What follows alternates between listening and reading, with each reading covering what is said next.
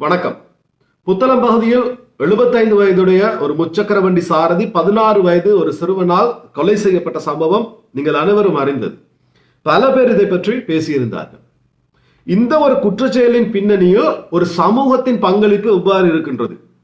அதாவது இந்த சமூகமானது நான் நன்கு அறிந்த ஒரு சமூகம். எத்தனை வருட காலங்களாக இந்த ஒரு சமூகத்திலே போதை என்ற ஒரு விடயம் வளர்க்கப்பட்டு கொண்டு வருகின்றது என்பதை நான் நன்கு அறிவேன்.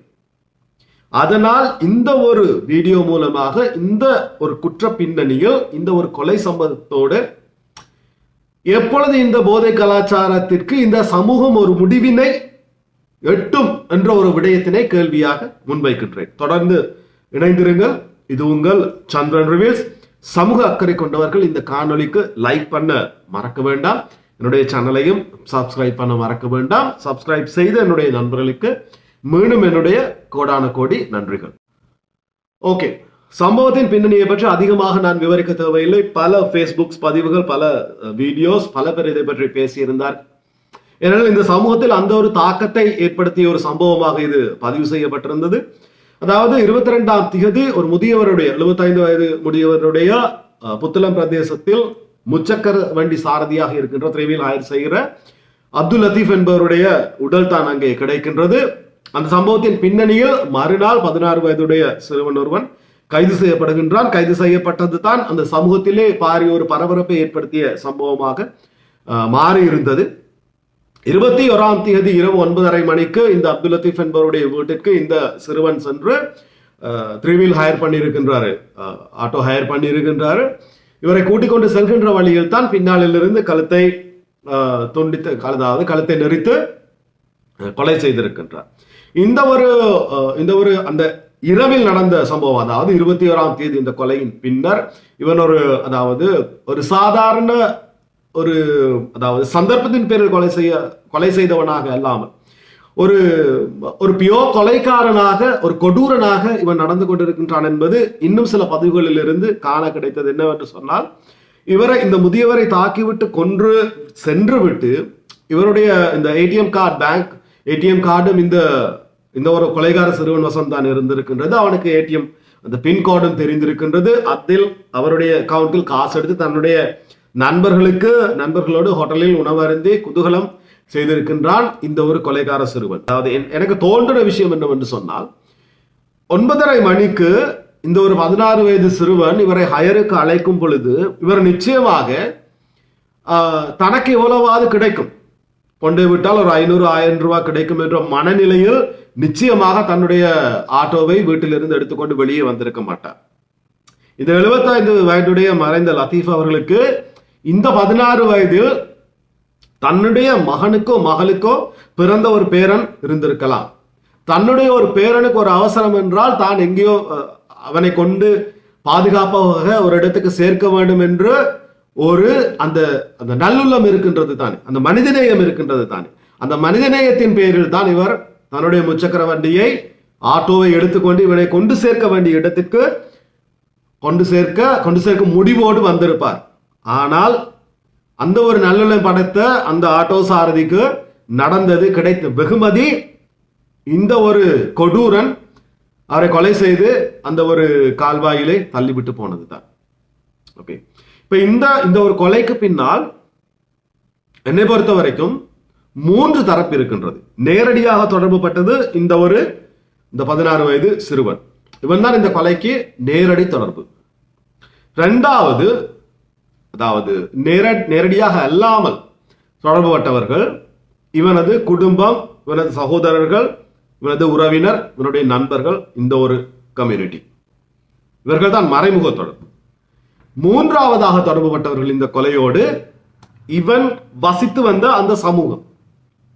ஓகே, இந்த 3 தரப்பும் சேர்ந்துதான் இந்த ஒரு அப்பாவி முதியவரது மரணத்துக்கு காரணமாக அமைந்தது என்று நான் ஆணித்தரமாக அடித்து சொல்வேன். ஒரு குழந்தை என்பது இறைவன் ஒரு பெற்றோருக்கு கொடுக்கின்ற வரம்.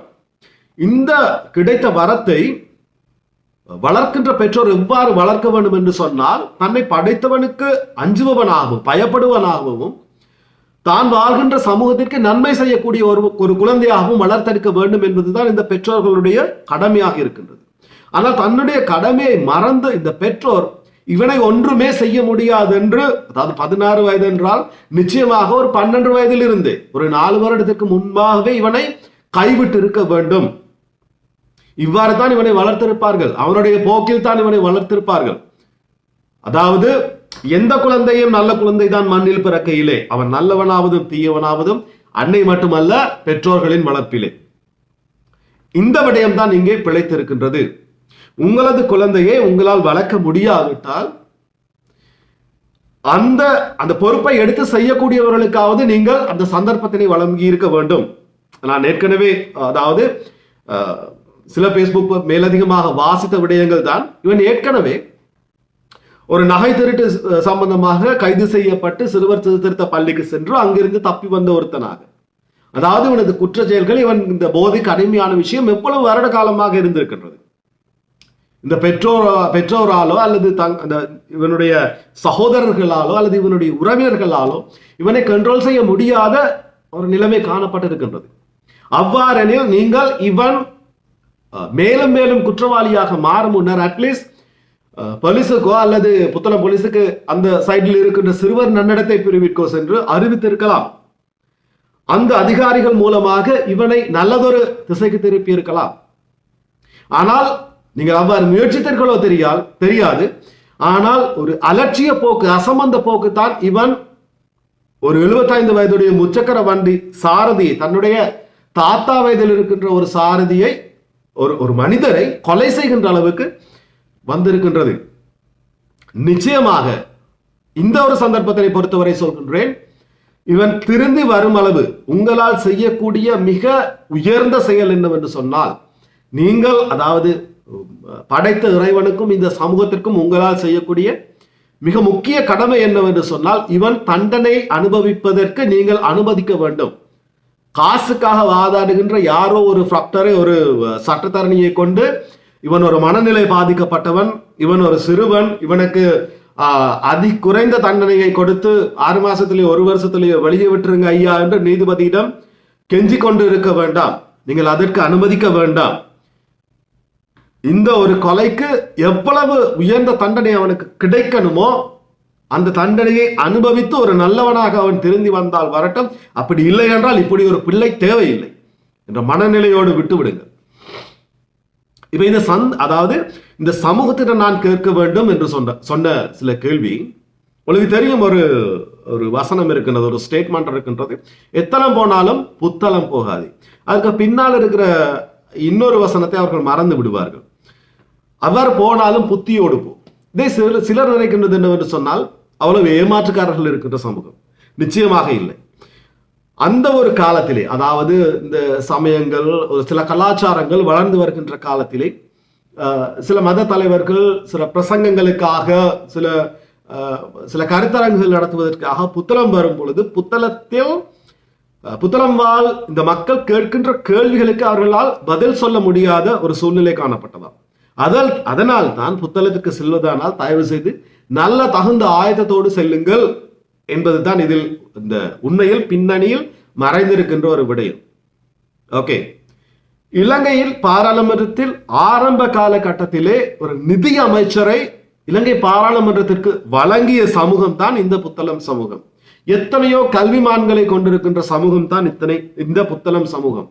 எத்தனையோ மாணவர்களை வருடா வருடம் யூனிவர்சிட்டிஸுக்கு அனுப்புகின்ற தரமான பாடசாலைகள் இருக்கின்ற சமூகம் தான் இந்த புத்தளம் சமூகம். நடக்கின்ற ஓரிரண்டு தவறினால் தயவு செய்து புத்தளம் என்ற பெயரையோ என்ற சமூகத்தையோ தவறாக நினைக்க வேண்டாம். ஆனால் இந்த சமூகத்திலே இருக்கின்ற சில விஷமிகள் இருக்கின்றார்கள்.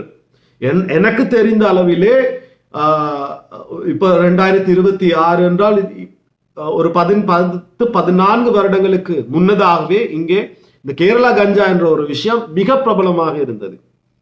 இப்ப அதையெல்லாம் தாண்டி இந்த தூள், ஐஸ், இந்த மெட்டஃபெட்டாமைன், பிரவுன் சுகர், இது போன்ற அந்த என்ன சொல்றது, அந்த உலகத்தரம் வாய்ந்த போதை பொருட்கள் கிடைக்கின்ற ஒரு இடமாக புத்தளம் மாறி இருக்கின்றது. இதற்கு சில போலீஸ் அதிகாரிகள் அதாவது செயல்பட முனைந்தும் கூட உங்களது இந்த புத்தளம் சமூகத்தை சார்ந்தவர்களாலேயே அவர்களும் இடமாற்றம் செய்யப்பட்ட சந்தர்ப்பங்களும் இருக்கின்றது. எத்தனையோ பல்மத நல்லிணக்கத்தை சார்ந்த மத நிர்வாகிகள், ஆர்கனைசேஷன்ஸ் என்று பலதும் இருக்கின்றது. ஆனால் இந்த போதை என்ற விஷயத்தை புத்தளத்திலே கட்டுப்படுத்திக் கொள்ள முடியாமல் தான் இருக்கின்றது. காரணம், சமூகத்திலே நல்ல வேடம் புரிந்து கொண்டு நல்ல மனிதனாக தன்னை காட்டிக்கொண்டு பின்னணியிலே இந்த போதை கலாச்சாரத்தை ஊக்குவிக்கின்ற பலர் இந்த சமூகத்திலே இருக்கின்றார்கள். நிச்சயமாக இவர்களுக்கு தெரியும் தாங்கள் செய்வது தவறு என்றும் தெரியும். இதர இந்த சமூகத்தை சார்ந்த ஏனையவர்கள், கம்யூனிட்டிஸ், இந்த கம்யூனிட்டியில அதாவது வாய் பேச முடியாமல் இருக்கிறவர்கள் இருக்கார்கள். அதாவது தான் அன்றாடம் உழைத்தால் தான் தனக்கான குடும்பத்தை பார்க்கலாம், தான் இந்த பொது விஷயத்தை பற்றி கதைத்து அதாவது ஒரு வம்பை தேடிக்கொள்ளக்கூடாது என்று நினைப்பவர்கள் இருக்கின்றார்கள். இந்த ஒரு மனநிலையில் வாழ்பவர்கள் தான் அதிகம். இவர்களுக்கு தெரியும் இந்த சமூகத்திலே யார் குற்றச்செயல்களை செய்வது என்பது.